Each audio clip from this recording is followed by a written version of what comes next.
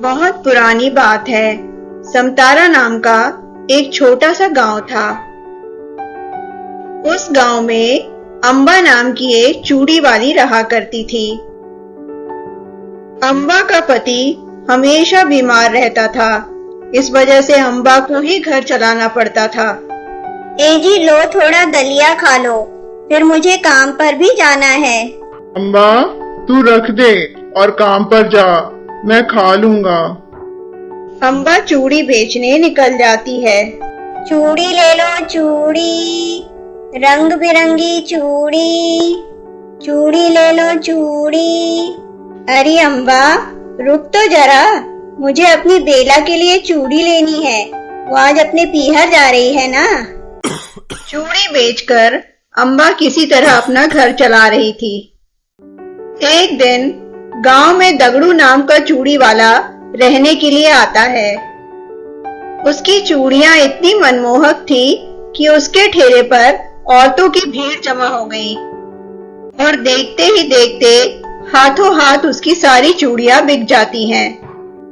दगड़ू के गांव में आने से अम्बा का धंधा मंदा पड़ जाता है और उसके बने बनाए ग्राहक भी उसके हाथ से निकल जाते हैं। क्या माँ जी, आज बेला के लिए चूड़ियाँ नहीं लोगी क्या? अरे नहीं रे अम्बा, मैं तो दगड़ू के पास से चूड़ियां ले आई। उसके पास कितनी सुंदर नई फैशन की चूड़ियां हैं और तेरे पास तो वही पुरानी जमाने की है। धीरे धीरे दगड़ू की वजह से सभी ने अम्बा से चूड़ियां लेना बंद कर दिया। अरे अम्बा, अब तो तू चूड़ियां बेचना बंद ही कर दे, क्योंकि मेरे रहते हुए तेरे पास कोई नहीं आने वाला। कोई आए न होने की वजह से अम्बा के घर में खाने के लाले पड़ जाते हैं। अम्बा, 2 रोटी दे दे, बड़ी कमजोरी लग रही है। ए जी, घर में आटा खत्म हो गया है, मैं बस अभी लेकर आई। माँ जी, थोड़े पैसे उधार दे दो, घर में कुछ भी खाने को नहीं है, जल्दी ही चुका दूंगी। अरे तू कहाँ से चुकाएगी अम्बा, तेरी तो अब चूड़ियां भी बिकनी बंद हो गई है। अम्बा गांव में और लोगों से भी पैसे मांगती है, पर उसे कोई पैसे नहीं देता। अम्बा को कुछ भी समझ में नहीं आता कि अब वह क्या करे। यहाँ क्या हो रहा है? यहाँ भोजन क्यों बट रहा है? ठकुराइन के यहाँ पोता हुआ है ना, इसी खुशी में वह सब लोगों को भोजन खिला रही हैं और साथ में 1 बोरा धान भी दे रही हैं। अम्बा भी लाइन में लग जाती है और खुशी खुशी भोजन और 1 बोरा धान लेकर अपने घर आ जाती है। लो जी, आज छक कर अच्छा भोजन करो। अम्बा, लगता है आज तुम्हारी बहुत अच्छी कमाई हुई है। कुछ दिन तक तो अम्बा का धान से गुजारा हो जाता है, पर एक दिन धान खत्म हो जाता है और स्थिति पहले की तरह हो जाती है।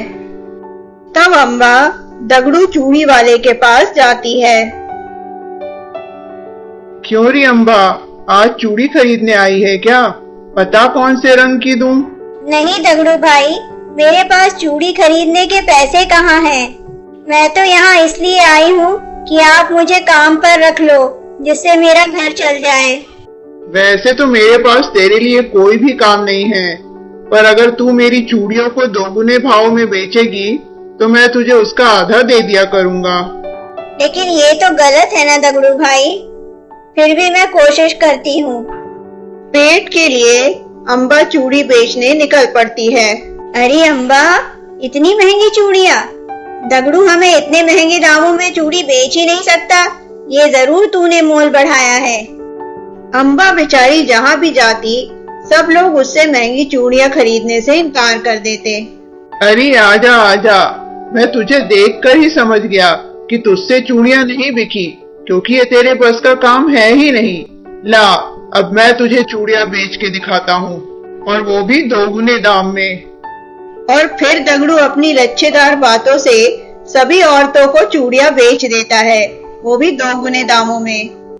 अम्बा बेचारी बहुत दुखी हो जाती है और एक नदी के किनारे आकर बैठ जाती है। हे भगवान, ऐसे जीने से तो अच्छा है कि मैं मर ही जाऊं। और अम्बा पानी में छलांग लगा देती है। उठो बेटी, तुम ये क्या करने जा रही थी? इतनी जल्दी हार मान गई? पेड़ को बोलता देख अम्बा चौंक जाती है। बेटी, मुझे पता है कि तुम्हारी चूड़ियां नहीं बिक रही है, जिसकी वजह से तुम अपना घर नहीं चला पा रही हो। मैं एक जादुई लहंगे का पेड़ हूँ और तुम्हारी समस्या सुलझा सकता हूँ। ये लहंगे तुम्हें ढेर सारी रंग बिरंगी चूड़ियां देंगे, जिसे आज तक कभी किसी ने नहीं देखा होगा। और लोग उन चूड़ियों को तुमसे मुंह मांगे दाम में खरीद लेंगे।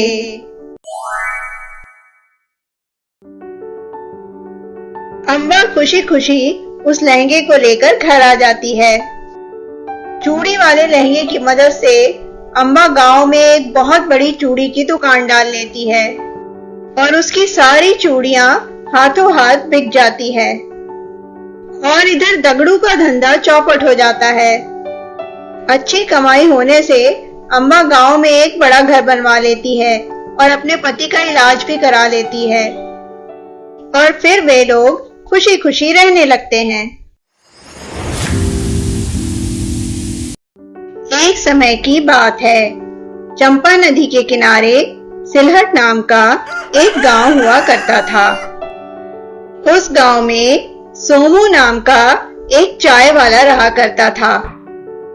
वह शिव मंदिर के पास अपना चाय का ठेला लगाता था। जो भी मंदिर में दर्शन के लिए आता, वह उसकी चाय पीकर जरूर जाता था। सोमू, जरा एक प्याली चाय तो पिलाना। तेरी चाय से तो गले में बिल्कुल जरावट सी आ जाती है। हाँ हाँ, क्यों नहीं दीदी, अभी लो।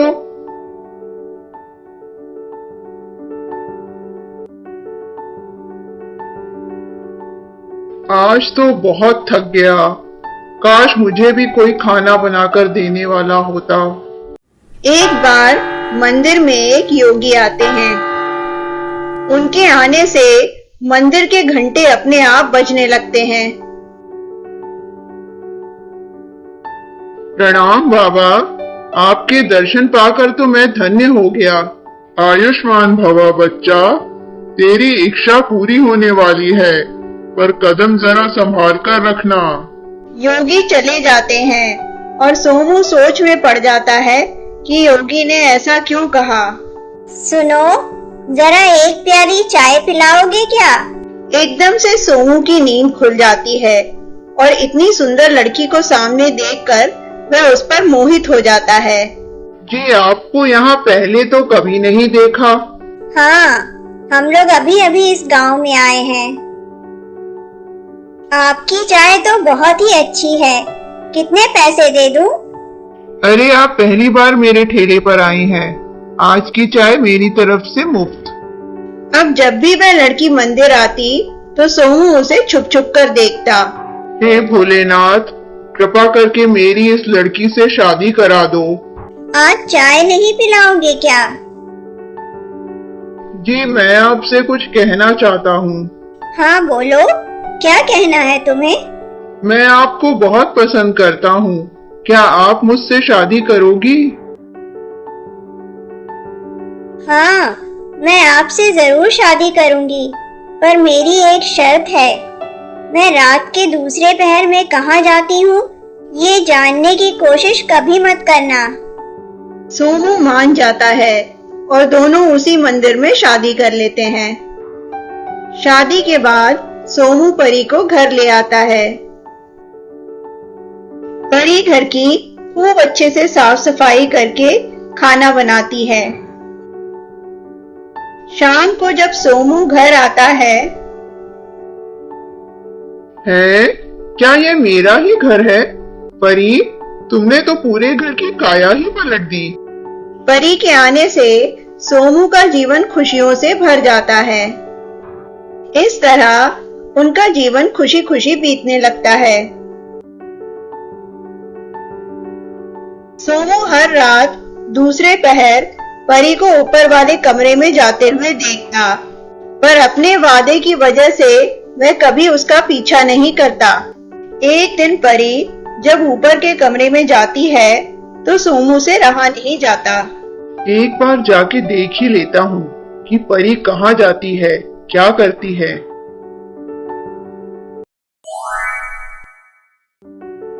सोमू चुपचाप से परी को देखता है और आश्चर्यचकित रह जाता है।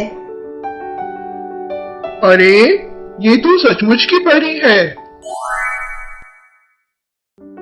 सोमू, आखिर तुमने मेरी शर्त नहीं मानी ना, और मुझे देख ही लिया। तुमने मेरा राज जान लिया। अब मैं तुम्हारे साथ नहीं रह सकती। परी, मुझे माफ कर दो, मुझसे गलती हो गई, मुझे छोड़कर मत जाओ।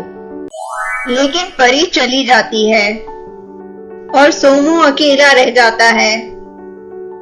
आज भी वह मंदिर के पास परी का इंतजार करता दिखाई दे जाता है, लेकिन उसे ये नहीं पता कि परी तो आज भी उसके साथ है, पर एक सितारे के रूप में।